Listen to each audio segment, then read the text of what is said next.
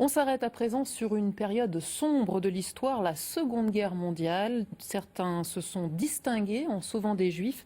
Ils ont reçu la plus haute distinction civile de l'État d'Israël, celle de juste parmi les nations. Julien Boucher, bonsoir. Bonsoir. Vous êtes docteur en histoire contemporaine et vous venez de publier aux presses universitaires Blaise Pascal un ouvrage sur les Justes d'Auvergne. C'est une étude qui s'appuie sur des recherches et des témoignages. À ce jour, près de 200 Auvergnats ont reçu le titre de juste sur 3850 en France. C'est une proportion importante. Oui, effectivement, notre région est un véritable creuset de sauvetage des Juifs pendant la Shoah.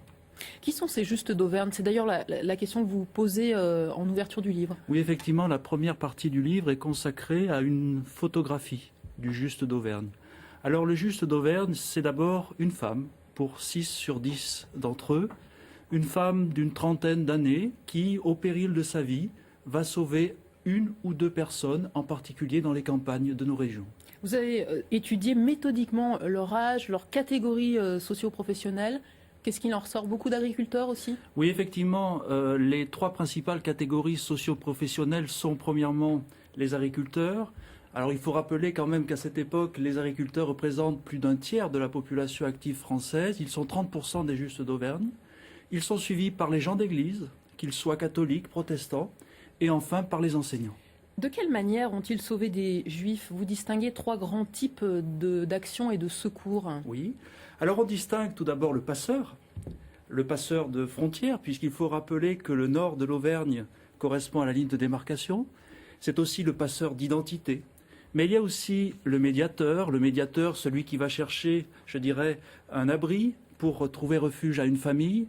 Et enfin l'autre, c'est-à-dire celui ou celle qui reçoit la famille dans sa maison.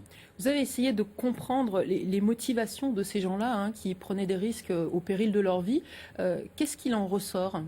Oui, alors on peut dresser là aussi, brosser le portrait de plusieurs motivations. C'est pas uniquement religieux. Pas du tout. Il y a d'abord, je pense, un réflexe humaniste, c'est-à-dire tout simplement de tendre la main à une personne qui tend la sienne.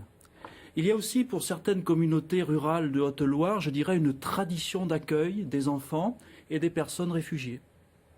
Être reconnu juste parmi les nations, c'est un processus complexe de longue haleine qui s'appuie sur une enquête et des témoignages. La démarche a aussi ses limites, selon vous. Pourquoi ? Alors, vous l'avez rappelé au début de l'entretien, pour être juste, il faut avoir sauvé une ou deux personnes, voire plus, ne pas avoir demandé de l'argent en contrepartie et avoir été conscient du risque encouru. Le problème, c'est qu'aujourd'hui, il y a un épuisement des témoins et ce titre, si ces critères ne changent pas, eh bien, risque de, je dirais, se bloquer.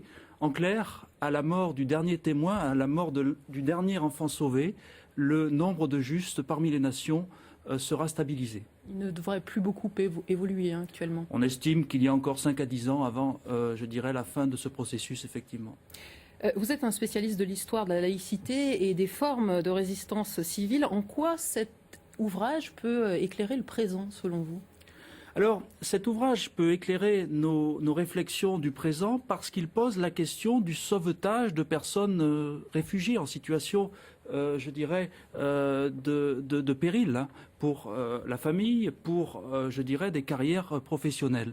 Donc je pense qu'aujourd'hui, ce type de réflexion, ce travail, cette étude sur une société et les personnes en quête, je dirais, de refuge, nous permet aussi de réfléchir à la manière dont nous pouvons penser notre citoyenneté et notre engagement, puisque le juste, c'est d'abord une personne qui s'engage. Merci Julien Boucher d'avoir accepté notre invitation. Je rappelle le titre de votre ouvrage, Les Justes d'Auvergne, publié aux presses universitaires Blaise Pascal. Merci. Merci.